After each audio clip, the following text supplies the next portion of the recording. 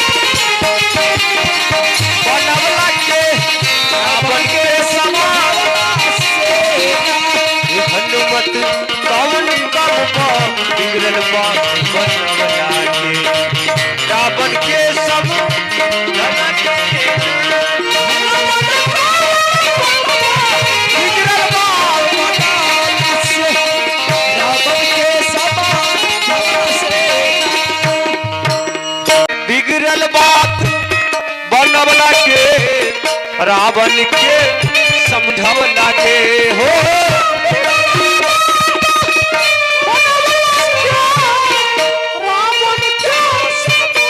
समझवला के हनुमत कौन काम बा बिगड़ल बा तो बनवला के। ओ हनुमत कौन काम बा बिगड़ल बा तो बनवला के। रावण के समझवला के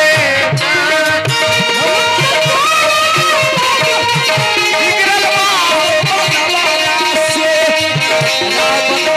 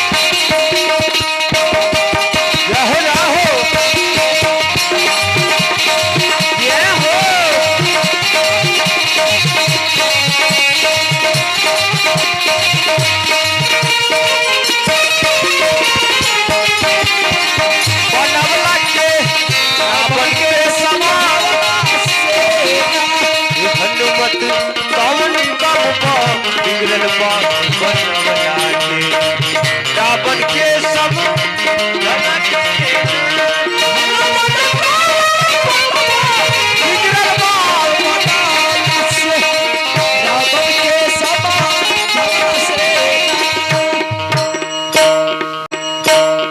जब पाप करेला चढ़ाई बतिया समझ में न आई।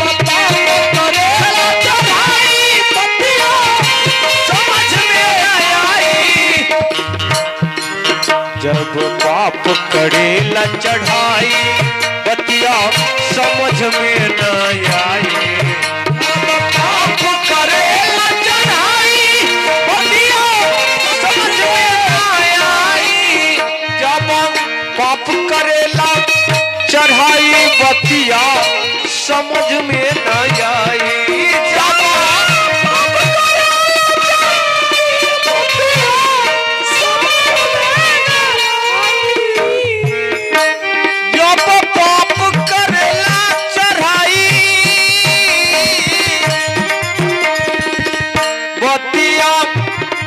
समझ में नहीं आई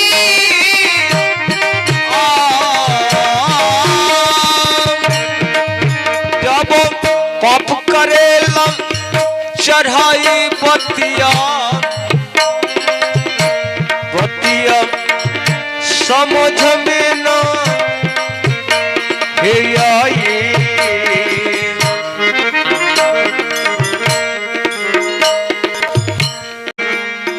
हनुमत कौन काम बा बिगड़ल बा तो बनवला के।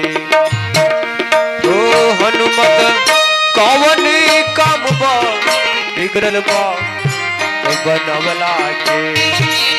रावण के संग